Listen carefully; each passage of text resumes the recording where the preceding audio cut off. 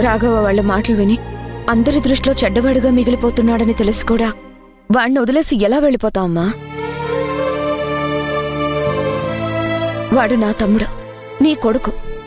మన కుటుంబంలో చెడు చేరింది. ఆ చెడుని చీల్చి చెండాడాలి గాని తమ్ముణ్ణి వాళ్ళకి బలిచ్చి వెళ్ళిపోతావమ్మా? ఇప్పుడు మనం చేయాల్సింది వాడి మాటలకి బాధపడి దూరంగా వెళ్ళిపోవడం కాదమ్మా. ఆ దరిద్రం నుంచి వాణ్ణి మనం కాపాడాలి. మన ఉమ్మడి కుటుంబాన్ని కాపాడుకోవాలి.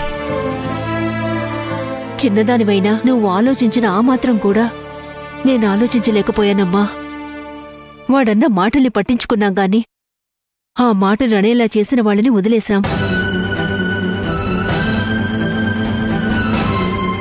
నువ్వు చెప్పింది నిజమేనే. నా బిడ్డకు మనశ్శాంతి లేకుండా చేసి వాణ్ణి చివరికి కన్నవాళ్లే తప్పుబట్టేలా చేసినా ఆ అమ్మా కూతుర్ని అంత సులభంగా వదిలిపెట్టకూడదు. అలా అని మనం తొందరపడకూడదమ్మా. నిదానంగా వాళ్ళ సంగతి చూడాలి. రాఘవ మనసు మార్చి ఎవరి వల్ల ఈ ఉమ్మడి కుటుంబం ఇబ్బందులో పడుతుందో వాడికి అర్థమయ్యేలా చేయాలి. అమ్మో అమ్మో, మమ్మల్ని బయటకు తరవడానికి వీళ్ళిద్దరూ ఏకమవుతున్నారుగా. తొందరగా నా కూతురికి ఈ విషయం చెప్పాలి. ముందు మహాలక్ష్మిని బయటకు పంపించేయాలి.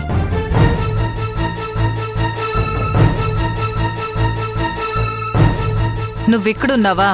నీకోసం నేను ఇల్లంతా వెతుకుతున్నాను. ఏమైందమ్మా? ఇక్కడ నువ్వు ఫోన్లో మునిగిపోతూ ఉన్నావు.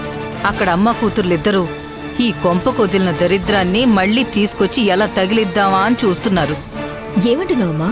అవునే, ఆ మహాలక్ష్మి తులసి ఇద్దరూ కలిసి ఎలాగైనా భూమిని మాధవ్ని ఇంటికి తీసుకురావాలి, ఎక్కడున్నా వెతికి పట్టుకోవాలి అని వాళ్ల ప్రయత్నాలు వాళ్ళు చేస్తున్నారు. అల్లుడు గారు వాళ్ళని కలవాలనుకున్నా వాళ్ళు మాకు అవసరం లేదు అని చెప్పినా కూడా వీళ్ళి పనులు చేస్తున్నారంటే ఏమనుకోవాలి చెప్పు? మనకడ్డం లేకుండా గడప దాటి పోయారు అనుకుంటే మళ్ళీ వాళ్ళని తీసుకొచ్చే ప్రయత్నం చేస్తున్నారా? అదే జరిగితే మనకి నష్టం కదమ్మా. అలా అని చూస్తూ ఊరికే కూర్చుంటే ఎలా? ఏదో ఒకటి చెయ్యాలి కదా.